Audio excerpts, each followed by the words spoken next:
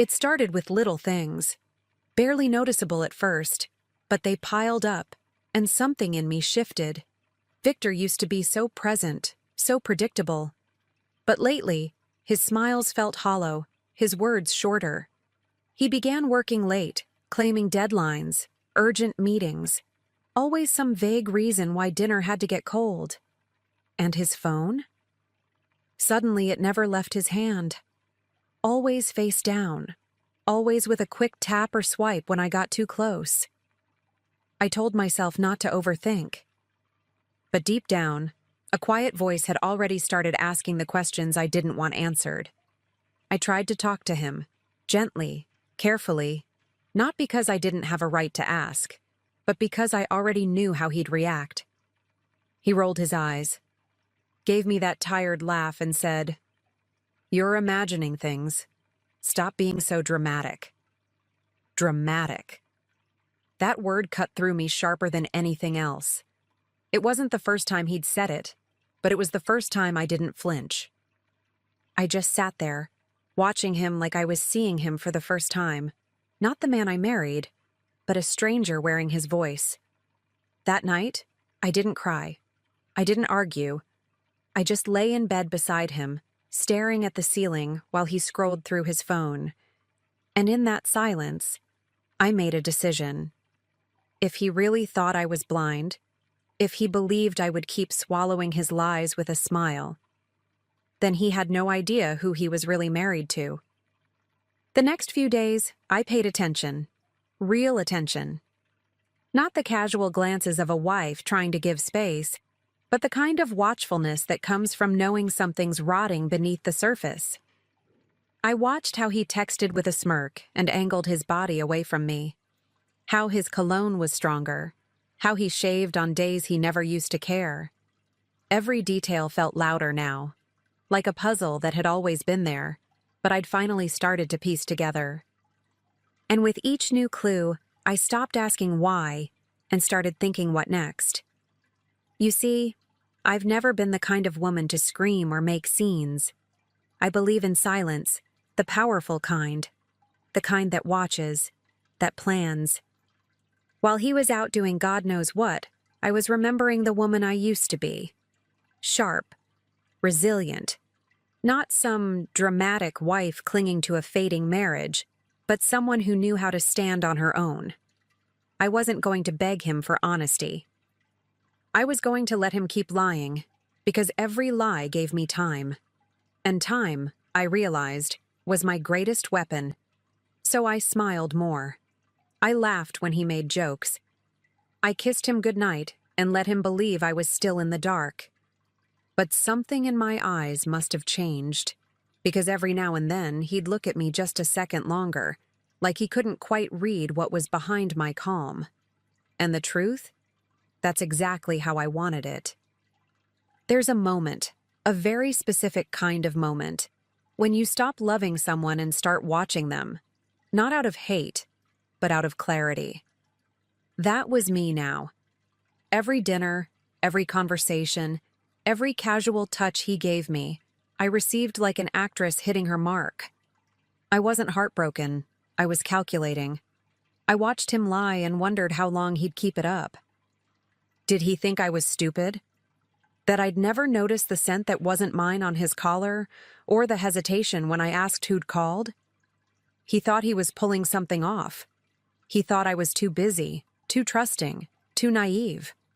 And honestly, maybe for a while I was.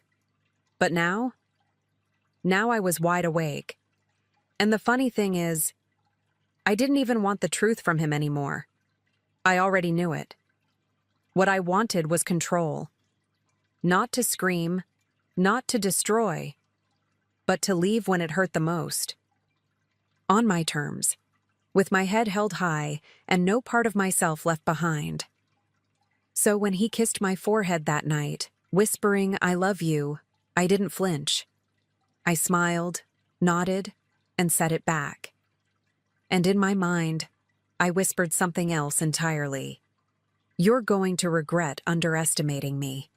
I became two women, the one he saw, soft, sweet, dutiful, and the one behind the curtain, silent and watchful. It started with his receipts. The ones he left crumpled in his pockets or tossed into the car's console, never thinking twice. I unfolded them carefully, like evidence from a crime scene. Dinners for two at places I'd never been, boutique hotel charges, and once, a florist. Roses. Red. I haven't received flowers from him in over a year. That told me everything I needed to know. Next came the locations. I quietly synced our shared accounts, tracked the pings, watched the routes. Always the same neighborhood. Always the same hours. It was methodical, almost insulting. I wasn't trying to catch him anymore. I was documenting him, building a file, piece by piece, lie by lie. One afternoon, while he was in the shower, I found the second phone, hidden behind a stack of old boxes in the closet. I opened it, and there they were. The photos. Her face. His arms. Their smiles. And still, I didn't cry. I just put it back exactly where I found it, as if nothing had happened. Because in my world now, nothing had. Not yet. That night, I made his favorite meal, the one he always asked for on his birthday. I set the table, lit a candle, poured his wine just the way he liked it, half a glass, no ice, room temp. He walked in, kissed my cheek, and smiled like everything was fine. And I let him believe it was. We laughed. We talked. I even complimented his shirt, the same one he wore in those pictures with her. Inside, I was ice. But on the outside, I was the woman he thought he had completely fooled. Every night I kissed him goodnight and told him I loved him. Every morning, I packed his lunch and ironed his shirt. And while he went off to play pretend with her, I was on the phone with lawyers. Quiet voices, clear terms, no emotions, just facts and steps. I started moving small amounts of money, setting up accounts in my name only. One day, I even went to the bank and smiled at the teller while mentally calculating how long until I'd have enough to start fresh. It felt like I was digging a tunnel with a spoon. Slow, steady, but certain. But here's the thing. He had no clue. He looked at me and saw the same wife, the same woman who once cried when he forgot an anniversary. But that woman? She was gone. And the one wearing her face was someone new. Someone he had never met and wouldn't recognize even if she stared him right in the eye. At night, after he fell asleep beside me, I'd lie awake staring at the ceiling, rehearsing. Not just what I would say, but how I'd say it. Calm, direct, powerful. I didn't want revenge in the way people imagine it. I didn't want to scream or throw things or beg him to feel guilty. I wanted something cleaner, something colder. I wanted him to realize he'd lost me long before he even knew it was possible. That every moment I played the doting wife, I was actually slipping out of the cage he built around me. I started keeping a journal. Not for healing, not for closure, but as a timeline, a record. I documented the exact dates, the times, the details he thought would disappear into the fog of everyday life. There was power in it. Power in knowing that while he thought he was controlling the narrative, I was quietly writing my own. One with an ending he could never see coming. I'd reread it sometimes just to remind myself this wasn't paranoia. This was preparation. And the most ironic part? The better I became at pretending, the more he relaxed. He actually smiled more, held my hand in public again. Maybe he thought he'd gotten away with it. Maybe he believed his lie had taken root so deep that I'd stopped questioning it. But I hadn't. I was just waiting. And soon, very soon, he'd find out exactly how much I'd seen. I knew I was close. The pieces were all there. The evidence, the plan, the quiet fire burning behind every smile I gave him. But before I left, before I ended it on paper, I wanted one final act. One scene he'd remember for the rest of his life. So I got to work. I made copies of every bank statement, every message, every receipt. I signed a lease for a place that was mine. No shared bills, no shared walls. And I made sure my career was steady, like a bridge already built before the leap. I didn't want chaos. I wanted certainty. So I checked everything twice. My lawyer had all the files. My new apartment had fresh sheets and unopened dishes. My bank account had enough to get me through the storm. And through it all, I kept the rhythm of normal life. He kissed me goodbye in the mornings. I smiled, told him, "Have a good day," and watched him walk out the door like he wasn't heading straight into the trap he created himself. He had no idea what was coming, and I made sure to keep it that way. Then I circled a date on the calendar. Not for him, but for me. My liberation day. But before that, there was the dinner. One final performance. Candlelight, soft music, his favorite wine breathing on the table. I wanted him comfortable. I wanted him relaxed. I wanted him to feel, for just one more night, like he still had it all. He walked through the door like any other evening, loosened tie, keys in one hand, a tired sigh in the other. But when he saw the table, he paused. "What's the occasion?" he asked, smiling, surprised. I just laughed softly, shaking my head like a woman still in love. "Do I need a reason to spoil you?" I said. And just like that, he melted into the moment. He didn't suspect a thing. He kissed my cheek, complimented the roast, poured the wine like it was a celebration. And in a way, it was. Just not for him. We talked about nothing. His work, the weather, someone's new baby. I nodded, I listened, I laughed at all the right places. But inside, I was somewhere else entirely. I watched him the way a stranger would, studying the lines of his face, the way he held his glass, the small lies tucked into casual stories. It was almost fascinating, how easily he lived inside his delusion. How sure he was that he was winning, that I was still his, that I was still me. But the woman at that table wasn't his anymore. She belonged to herself now. He reached for my hand across the table, and I gave it to him.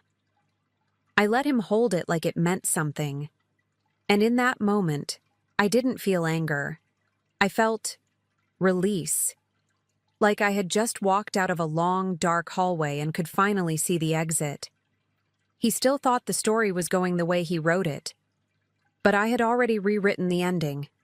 After dinner, he leaned back in his chair, satisfied, full, relaxed, a little wine drunk. I cleared the dishes while he scrolled through his phone, the same one that held 1,000 lies.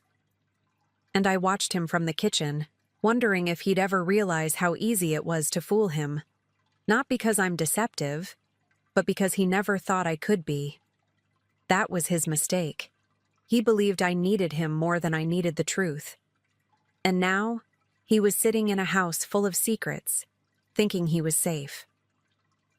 I tucked him in that night like nothing had changed, kissed his forehead, turned off the light, and whispered goodnight. He smiled in the dark and told me he loved me. And I said it back, calmly, evenly, with no weight behind the words. I lay beside him in silence, listening to his breathing slow as he drifted off. My mind wasn't on him anymore. It was on the next morning, on the papers, on the drive to my lawyer, on the sound his world would make when it finally cracked open. He slept like a man who thought he was loved, and I stayed awake like a woman who knew her moment was coming, not with fury, not with chaos, but with something far more unsettling: peace. I woke up before the sun. No alarm, no noise, just instinct. The house was quiet, the kind of quiet that almost hums. He was still asleep, tangled in the sheets, unaware. I didn't even look back. I got dressed, grabbed the folder, and walked out like I was heading to the grocery store. But I wasn't. I was heading straight to my freedom. My lawyer was already waiting. I slid the folder across the table, and she opened it like a story she already knew. Photos, records, dates, patterns, the full picture. There was no drama, just signatures, confirmations, steps. I'd already done the emotional work. Now it was logistics. She asked if I was ready. I told her I had been ready for weeks. We finalized the documents, reviewed the timeline, and I took a deep breath. Not because I was nervous, but because I finally felt like I was exhaling after holding it in for far too long. My hands didn't shake. My voice didn't crack. That surprised me. I guess part of me expected to feel broken, but I didn't. I felt clear. By the time I got home, the sun was high, and so was my sense of calm. I walked into that house not as a wife, not as a woman scorned, but as a woman carrying truth. Truth he couldn't twist, couldn't laugh off, couldn't erase. And when I saw him standing there in the kitchen, pouring his coffee like it was just another day, I realized he still had no idea today would be the last time we shared anything. He looked up, smiled lazily. "You're up early," he said, sipping his coffee like nothing had shifted in the universe. I didn't answer. I just set the divorce papers on the kitchen table, right beside his mug. Then, without a word, I pulled the USB drive from my bag and placed it next to them. That was when his smile faltered. He glanced at the papers, then at me. What is this?" he asked, trying to laugh. But there was no laughter in my face, only silence. He was good at pretending, but I was better. He picked up the folder, flipped through the first few pages, and I watched the color drain from his face. Names, phone numbers, timestamps, photos. He opened the USB folder on his laptop and found everything I knew he would. Call logs, text screenshots, hotel bills, all neat. All categorized, all undeniable. He tried to speak, tried to pull together a version of the truth that might still save him, but I held up my hand. "Don't," I said. "This isn't a discussion, it's a notification. I know everything." The air changed. He opened his mouth again, then closed it. For the first time in this whole mess, he looked small, powerless, and I didn't feel triumphant. I felt still, like standing in the eye of a storm that had already passed. He wasn't my husband anymore. He was just a man who didn't realize how far I'd gone before he even noticed I was leaving. He reached for me, not in love, not even in apology, but in desperation. And I took a step back, not because I was angry, but because I was done. "While you were busy cheating," I said, voice steady, "I was busy rebuilding without you." His eyes darted around the room like he was searching for something to anchor himself to, but there was nothing. Not a plea he could make, not a memory strong enough to change what I had already decided. The man who once made me feel chosen now looked like a stranger searching for the exit in his own life. He whispered my name, like maybe it would bring me back. But I didn't answer. I just gathered the papers, left a copy for him, and turned toward the door. And in that moment, I felt taller. Not stronger, taller. Like I had finally grown beyond the version of myself that once needed his love to feel complete. And as I reached for the doorknob, I paused, just for a second, to look at him one last time. He wasn't crying. He wasn't shouting. He was just still, like a man who'd realized too late that the game was over. And I walked out, not because I hated him, but because I loved myself more than I ever had before. My new apartment wasn't fancy. It didn't have marble countertops or skyline views. But it was mine. The walls were bare, the fridge half empty, and the air smelled like fresh paint and lavender cleaner. Still, I stood in the middle of that little living room and felt something I hadn't felt in years. Peace. I kicked off my shoes, poured myself a glass of wine, and sat on the floor because the furniture hadn't arrived yet. And I smiled. Not because I'd won, but because I'd finally let go of everything that had been weighing me down. I posted one photo, just one. Me, cross-legged, wine in hand, soft lighting from the window spilling across my face. No caption about heartbreak, no announcement. Just a line I knew would say everything. Some people lose diamonds while chasing stones. Within minutes, the messages started coming in. Friends, family, even people I hadn't spoken to in years. Are you okay? What happened? You look free. And I was. I didn't owe anyone the full story. I had already lived it. What they saw in that photo was real, and I didn't need to explain it. Victor called. Of course he did. But I never picked up, not once. I didn't block his number out of spite. I blocked it because I no longer needed to hear what he had to say. There was nothing left for him to give me. Not closure, not answers, certainly not guilt. I had already taken everything I needed, and it didn't come from him. It came from within. The days that followed felt like waking up from a long, heavy sleep. For the first time in years, I wasn't walking on eggshells or watching someone else's moods to gauge how my day would go. I set my own alarm, made my own coffee just the way I liked it, strong, black, and quiet. I started listening to music again while I got dressed. I opened the windows, let the breeze in. The silence in my new space didn't feel lonely. It felt earned. It felt like I had made room for myself in a life I used to hand over to someone else. Some people were shocked. They couldn't believe it. But you two looked so happy, they said. Of course we did. That's what I'd let them see. That's what he needed them to see. But the truth? The truth had been living beneath the surface for a long time, hidden in late nights, sudden cold shoulders, and the ache you feel when the person lying next to you might as well be on another planet. I didn't care to explain it to everyone. I just let their confusion sit. Let it pass. Because I finally understood something. The people who matter don't need an explanation. And as for him, word got around. Quiet whispers, judging eyes. Some of his colleagues pulled away. A few friends messaged me, apologizing without using the word. I didn't celebrate his fall. I didn't need to. His unraveling wasn't my revenge. My peace was. My quiet, my calm, my freedom. That was the echo that followed every lie he ever told. A few weeks later, I walked into my new job. Fresh start, new team, clean slate.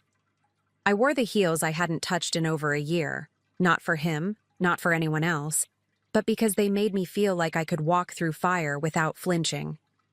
I stepped into that office with my head held high, a quiet confidence in every movement. No one there knew my story.